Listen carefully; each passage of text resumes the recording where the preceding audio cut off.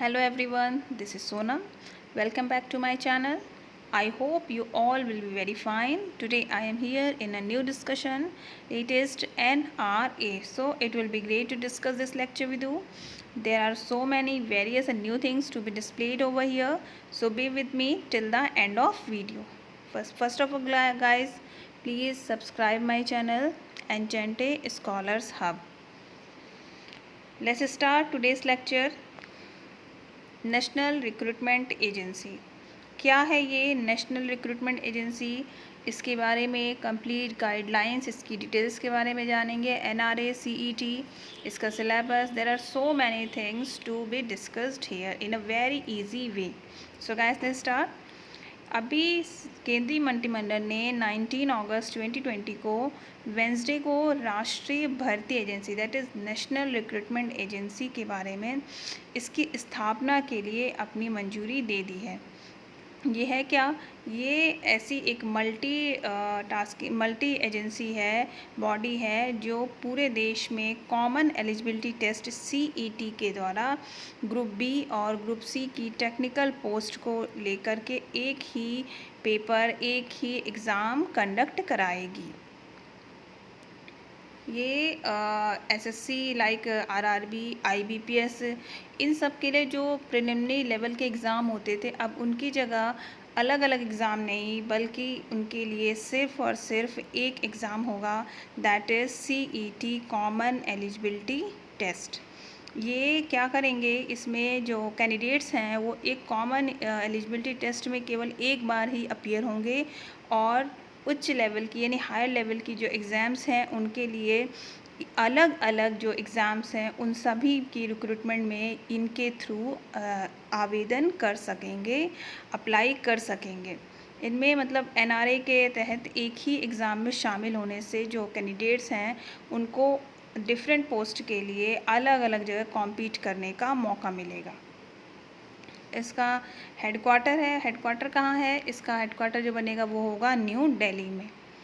इसके बारे में जो सिलेबस है सीईटी का, कॉमन एलिजिबिलिटी टेस्ट सिलेबस है, क्या है इसका सिलेबस देख लेते हैं। इसका जो सिलेबस है वो हर लेवल के लिए अलग अलग होगा। जैसे कॉमन एलिजिबिलिटी टेस्ट है तो जो ग्रेजुएशन और 10+2 और 10th स्टैंडर्ड का जो सिलेबस है उसके हिसाब से इसको अलग अलग रखा गया है। जैसे ग्रेजुएशन लेवल का जो सिलेबस होगा वो एसएससी सीजीएल लेवल का, और जो 10+2 वो एसएससी सीएचएसएल का होगा, आईबीपीएस लाइक पीओ, आरआरबीज। तो इनमें जो डिफरेंट लेवल्स हैं उनके हिसाब से very much similar to these exams. इनके जो टॉपिक्स होंगे, जो जनरल टॉपिक्स होंगे, कुछ अलग से इसका सिलेबस अभी नोटिफाई नहीं हुआ है, अभी कोई ऑफिशियल नोटिफिकेशन इसके सिलेबस को लेकर के आउट नहीं हुआ है। तो इसका जो जनरल सिलेबस वो यही मान के चला जा रहा है कि general intelligence, reasoning, general awareness, quantitative aptitude, English comprehension और हिंदी, जो कि 10th स्टैंडर्ड का है, वो ऑप्शन रहेगी। तो इसमें जो सिलेबस है वो अलग से, उसके लिए कैंडिडेट्स को परेशान होने की ज़रूरत नहीं है।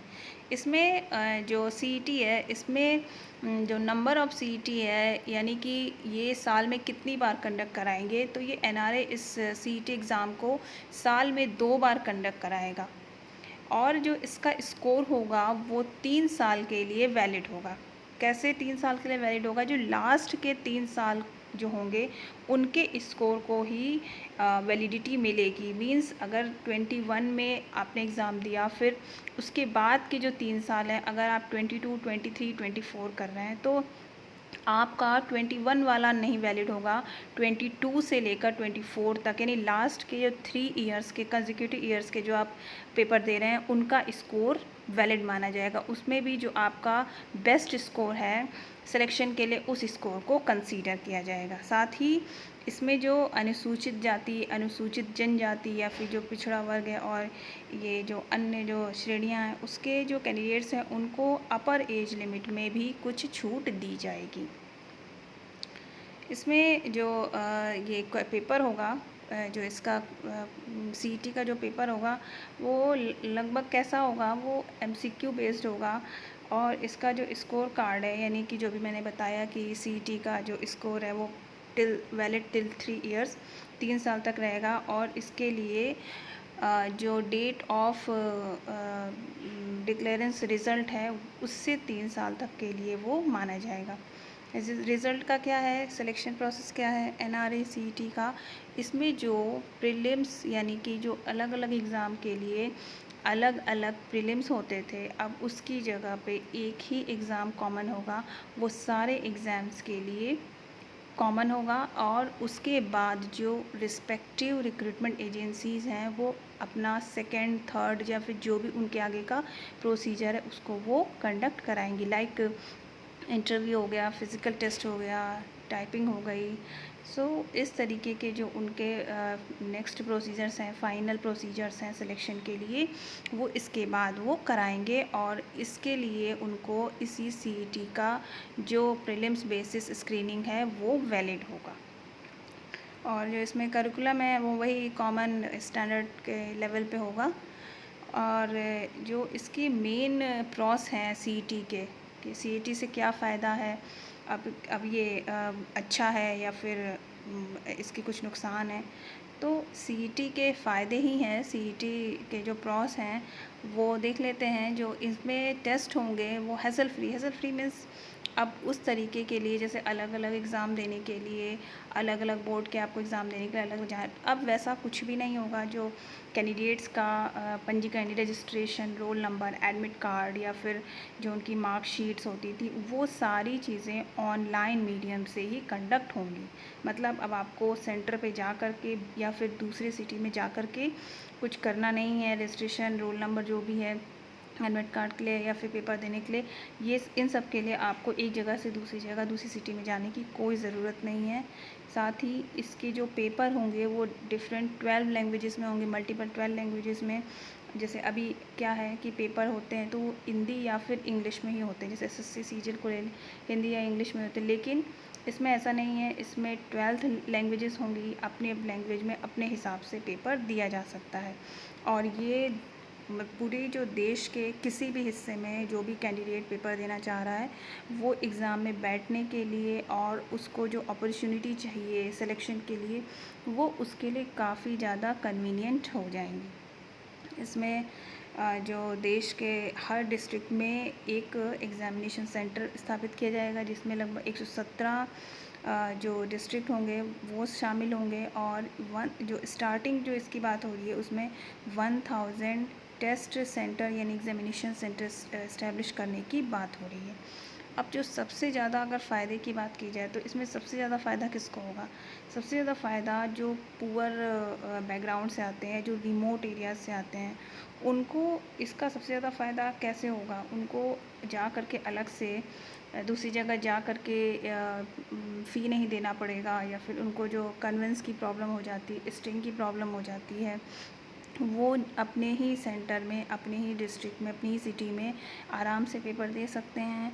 और उनको जो फालतू का खर्च है या फिर जो इनकन्वीनियंस है, साथ में जो गवर्नमेंट को भी बहुत सारी चीज़ों से क्रॉस कटिंग हो जाएगी। डिफरेंट जगह की जो परीक्षा शुल्क होते हैं या फिर उनको वो पेपर देने के लिए जो भी अरेंजमेंट करना पड़ता है अलग अलग, वो सारी प्रॉब्लम से इसमें एक तरह से बर्डन ख़त्म हो जाएगा।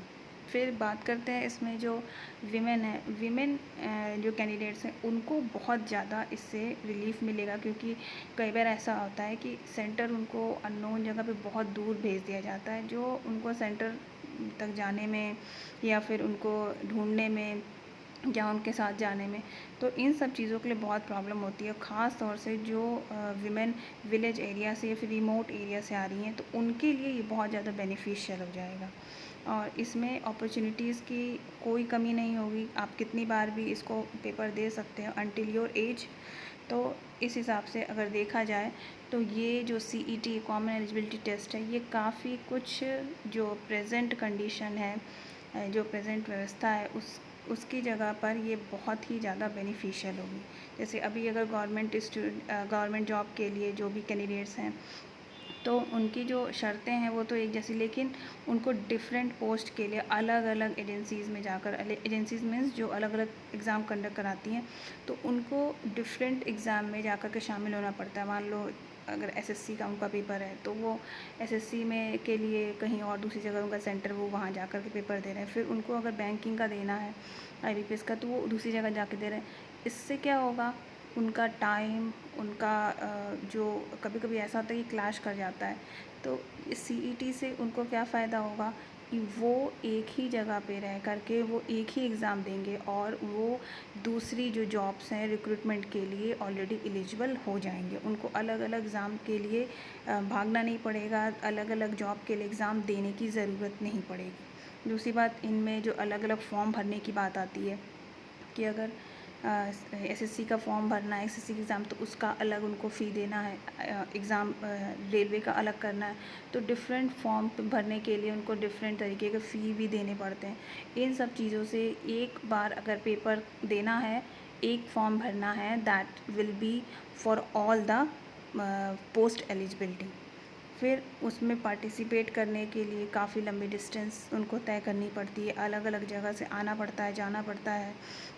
बहुत सारे जो लॉ होते हैं, जो रूल्स होते हैं, उन जो सिस्टम्स होते हैं, अगर उनको कई बार ऐसा होता है फुलफ़िल ना करो तो पेपर नहीं दे सकते हैं, या फिर कई बार पेपर उनका छूट जाता है। तो इन सारी चीज़ों से अगर देखा जाए तो कॉमन एलिजिबिलिटी जो टेस्ट है वो काफ़ी कुछ हेल्पफुल होगी इस चीज़ को क्लियर करने में कि हाँ, ये जो एक यूनिफॉर्मिटी आएगी, यूनिफॉर्मिटी ट्रांसफॉर्मेटिव रिक्रूटमेंट प्रोसेस की तरफ ये काम करेगा कि बहुत सारे एग्ज़ाम्स, बहुत सारे पेपर देने के लिए अलग अलग जगह जाने की ज़रूरत नहीं है। एक exam, one nation one exam वाली बात आ जाएगी। One nation one exam NRA CET, that is aspirational districts में जा कर के उनको अलग अलग जगह जाना नहीं है और किसी चीज़ से कंपेयर नहीं करना है। जो ये जो भी एलिजिबल कैंडिडेट्स हैं उनकी एक बार में स्क्रीनिंग होगी। एनआरए काम कैसे करता है, लाइक वो स्क्रीन कर देता है, जो भी एलिजिबल कैंडिडेट्स हैं उनको एक साथ स्क्रीन करके वो उनके रिक्रूटमेंट रिस्पेक्टिव एजेंसीज को दे देता है कि अब आप अपने एलिजिबल कैंडिडेट्स को अपने हिसाब से प्रोसेस करके आगे बढ़ाओ। हमने जो एलिजिबल कैंडिडेट्स थे वो कॉमन में से हमने निकाल लिए हैं, अब आपको अलग अलग ढूंढने की ज़रूरत नहीं, अब इनमें से आप सेलेक्ट कर सकते हो।